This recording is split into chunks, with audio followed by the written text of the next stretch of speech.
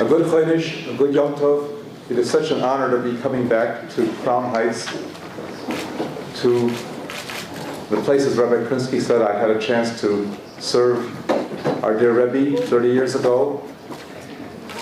It was such a great privilege. I was really overwhelmed by the invitation. I didn't think it was appropriate for me to be invited. I was not really in any way a major figure in cardiology.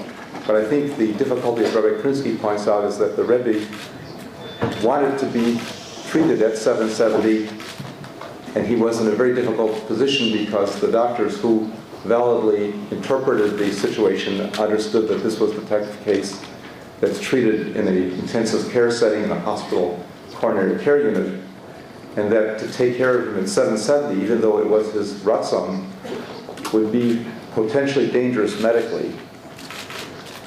Fortunately, I have a lot of people who helped me with this unusual assignment. I was a little hesitant to accept it myself. Actually, my wife, Myra, had much to do with pushing me to go for it after the second or third call from Rabbi Krinsky that morning. And it was a very, very difficult thing to undertake because it was just like many of the Shluchim here who are given assignments in who knows where, with who knows what kind of outcome, with such uncertainty of the outcome and such uncertainty of the location to which you're sent as a shaliach. I too felt in a similar position. I was leaving home to go on a mission that might or might not, God forbid, succeed, and without the certainty that I would even have the medical backup. We were really relying on being able to set up something for the Rebbe that would be done on a very quick moment and be very effective. I must say, though, in backing me up on this, I had many, many wonderful helpers. I must acknowledge them here. I hope I don't forget anybody. First, I must tell you that my own training through Rabbi Herschel Schusterman was a very, very strong influence on my whole life. I also had the very privilege of meeting Rabbi Herschel Fogelman, my second Herschel, Rabbi Fogelman in Worcester. Got to know my wife and I just a few years before this assignment when he helped marry us at the Worcester Yeshiva in my wife's hometown. And I felt an encouragement there. I must say Rabbi Fogelman was very instrumental in helping me stay with the assignment when he spoke to my wife Myra on occasion to make sure that she understood the importance of the assignment. I also had three wonderful, unexpected helpers who I had not really met before. Rabbi Krinsky, Rabbi Groner, and Rabbi Klein, all were just outstanding in their support and love, both of the Rebbe and of the doctors, and in their cooperation and in their understanding of the case, and really implementing a difficult assignment. And there were many other people. I might mention the Rebbe's wife, Rebbe Schneerson, who was very, very dear to all of us, very, very supportive, very, very wise. Her intelligence was just shining, and she understood this case well. She understood the limitations. And of course, the Rebbe himself, who was a wonderful patient as well as a wonderful Rebbe, a person who can talk to you, understand you, and even when it came to his own health, made some logical inferences from our conferences with him. In going on this trip that morning, and as I mentioned, the uncertainty that was involved, I took special note in my tefillos that morning. I had a daven on the plane. I didn't want to take any time when I got to New York for anything but attending to the Rebbe. But I was really caught by a pasuk from the Akedah, in which Yitzchak asked his father that he sees the knife and he sees the wood, but where is the sacrifice? And of course, Abraham answered his son. He said, Elohim, Elohim, Yira'es Haseh Le'olam B'ni, that God will see to it that there's a sacrifice in this case. And I said to myself, I have to really take a lot of notice of this pasuk, to really understand that this is how sometimes we have to take on an assignment. As a shaliach, you're given missions that are really depending on such faith as well. So I had to be of faith that God would help bring us through this very difficult crisis. When I came to New York and was brought in by the police escort, I was greeted by Rebbe Schneerson, who made sure that I had Kiddush first before taking on the assignment.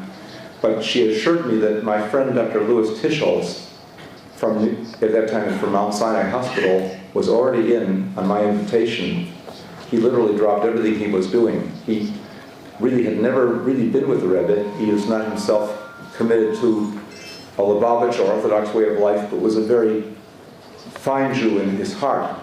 And he took this assignment, dropping a responsibility he had on a tour he had to give on teaching echocardiography, assigned it to someone else and came right in to help organize this case. I would say that if any doctor did an outstanding job on this, it was Dr. Louis Tischels.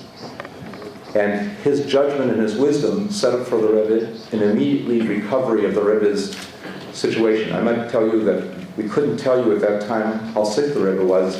It would not have been fair to the Rebbe, and we, of course, could not tell the outcome. But to the cardiologist who took on this case, this was a very, very difficult heart attack. This was a heart attack that involved a radical transformation in the electrocardiogram.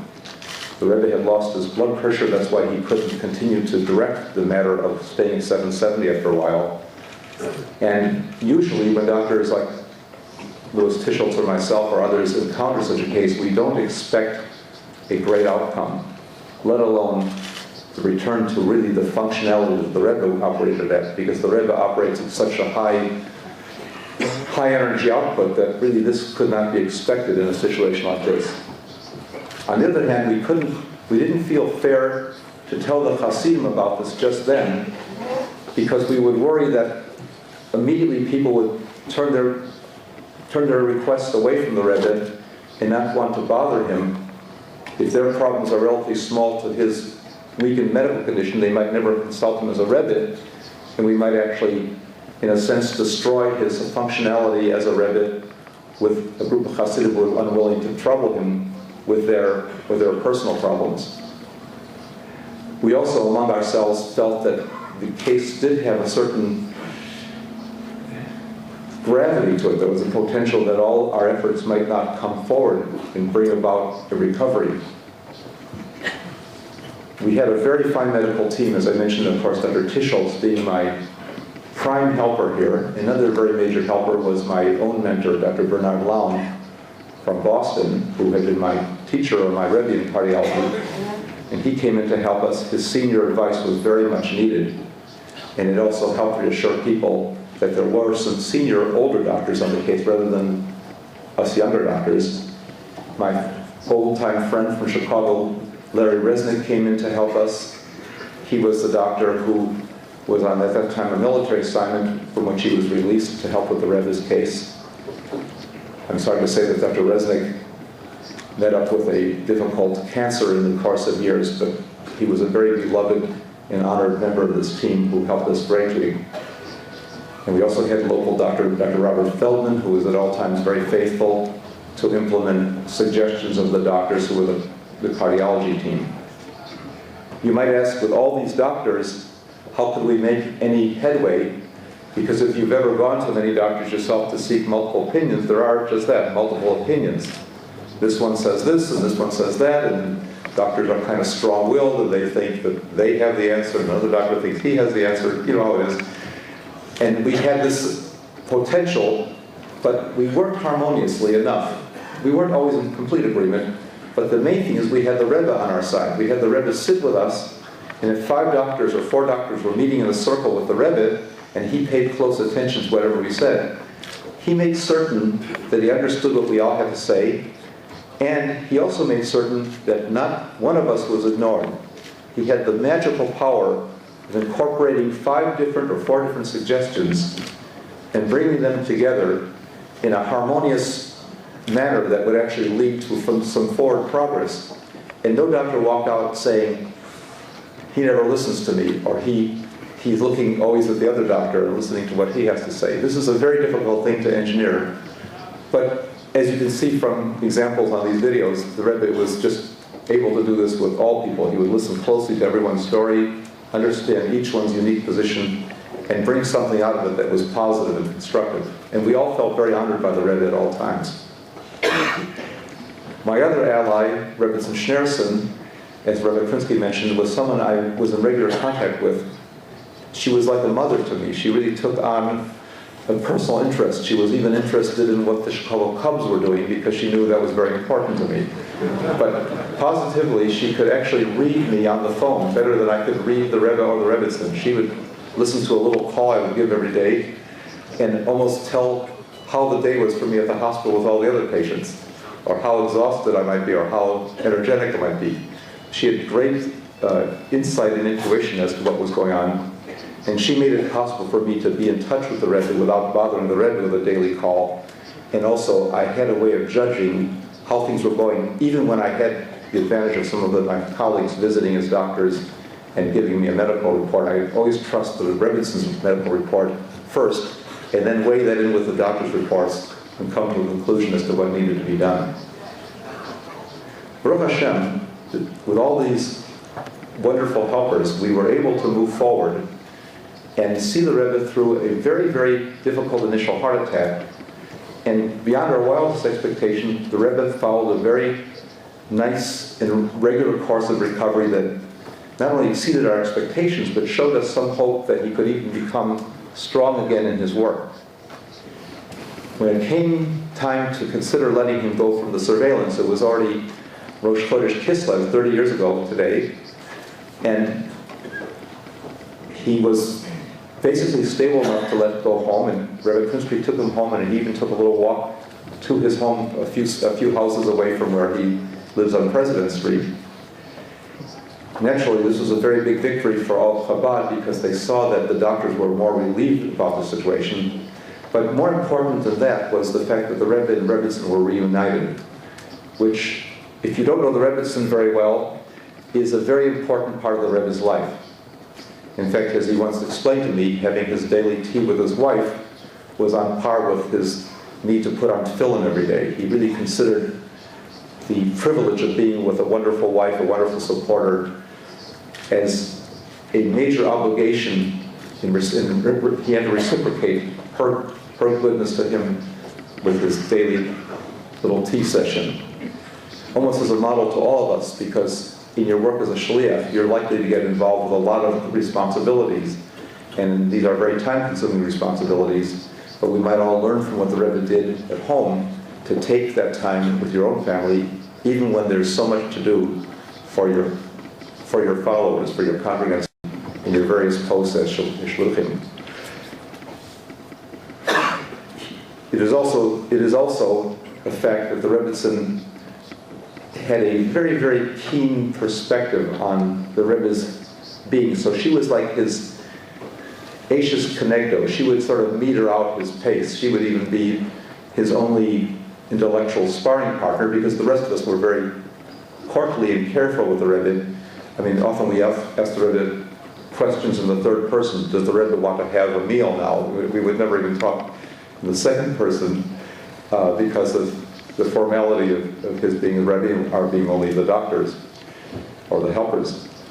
But to the Rebbitzin, it was his little island of hope that there was normal life, normal contact with family. And she really provided him this comfort. His going home was a very big victory on this level. Subsequently, I permitted the Rebbe to go for having a farbrengen, which was his first public farbrengen, was going to test Kislev. I must say my medical judgment wasn't so letter perfect at that point, because when we got to the farbrengen, everyone was just thrilled to see the Rebbe. That was my first farbrengen. I was thrilled to be there. But Dr. Resnick and I sat at the benches, crowded like sardines with everybody else, protecting the fact that we were looking at the floor on monitors that were wired to the Rebbe. And the Rebbe had very, very irregular heart rhythm during that farbrengen when he would give sichos. And every time there was a sicha, we didn't know what to do. We were sitting there at the farbrengen.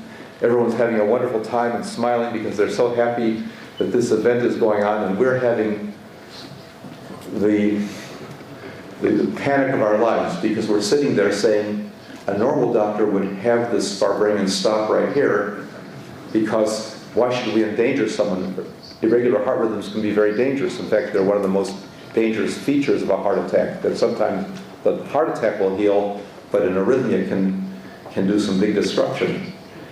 On the other hand, running up to the stage would have been very, very challenging too, because if you ran to the stage and interrupted a farbrengen, it might ruin any chance that there'll be future farbrengens, or people would be too afraid to encourage the Rebbe to go ahead and have more farbrengens.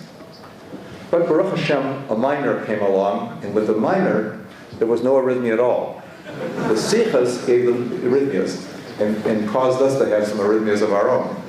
However, when the minor came, the rhythm was just its usual smooth self that we had always seen up through that time before he would test Kislev. So Larry and I agreed that we'll let him go ahead, and he went through the farbrengen, and we were very, very thankful to Hashem that we got through that thing unscathed. It could have been very bad. Our medical judgment was not letter perfect, I have to admit. We were maybe a little too unseasoned. We thought we had such stable rhythm all this time, but the farbrengen was stressful.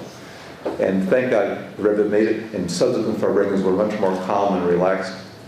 And the nice thing, as you all know, the Rebbe gave to us 15 very, very energized years with his full heart. And we are here celebrating the legacy of this recovery. We know it occurred, but you have to understand the whole program. One of his major features of his legacy was the program of Ufaratzda, mentioned in this week's Parsha. The Rebbe really believed in the idea of sending Shluchim to all corners of the world, the north, the south, the east, and the west, to bring to other people, even non-Jews, a chance to see what is offered in Yiddishkeit, what we stand for, what can be taught. And this program of the Shluchim has only expanded greatly. It's now in the thousands of people. If you look at the numbers over the years, this is a great expansion. It was under the Rebbe's direction, mostly during the time after his recovery. A very major legacy. My coming here is very energizing to me because it's like a Yom Tov. It feels like Yom Tov here. We davened like sardines, like it was a Yom Tov. We pushed and shoved and sang like it was a Yom Tov. And I think that someone cannot go back to Chicago and explain this to anybody else. One can't bring up what I saw, what I experienced. But we're all here because this program is going so strongly. A very major legacy of a major refuah, a major miracle that happened starting 30 years ago. I want to express my gratitude to Hashem and my gratitude to all of you, many of whom I've met over the years, some of whom I've just met for the first time today.